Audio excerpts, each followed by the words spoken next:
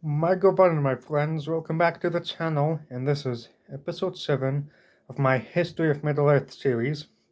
In this video, I will be talking about two of the three major stories within it, and within the Silmarillion, and another side story after one of the major stories that I'm going to talk about.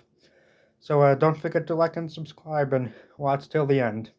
The first one I want to kind of go over is the Children of Heron. And to put it simply, the Morgoth captures Huron, and because Huron basically backmouths Morgoth puts a curse on his family, and the major character, his son Turin, after that, his life just kind of sucks.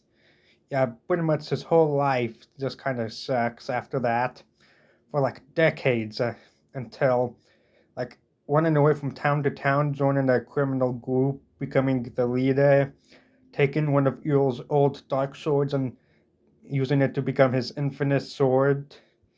After all that, he eventually goes and fights his major reason why he was having so much terrible luck within his life, Glaurung, the father of dragons. He basically had a huge battle with him, and eventually he did win, but shortly died afterward. I can go more deep into this, just like with the other story, if you want me to. You can just leave it in the comments.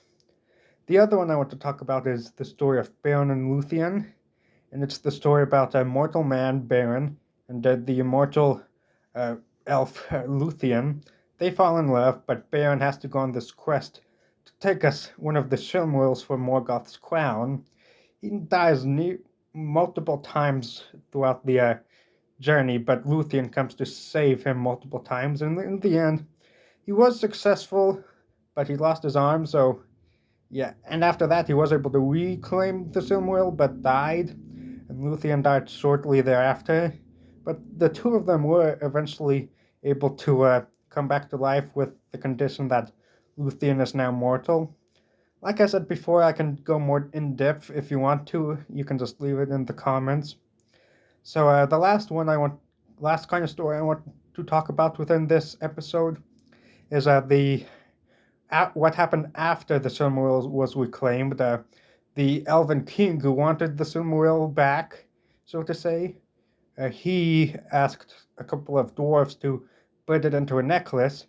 The dwarves did that, but then they got into a dispute of who owns it. So after that, there was like this war between the elves and dwarves, and that was kind of how, like, the biggest reason why elves and dwarves hate each other. So I'm going to leave it there. So don't forget to like and subscribe.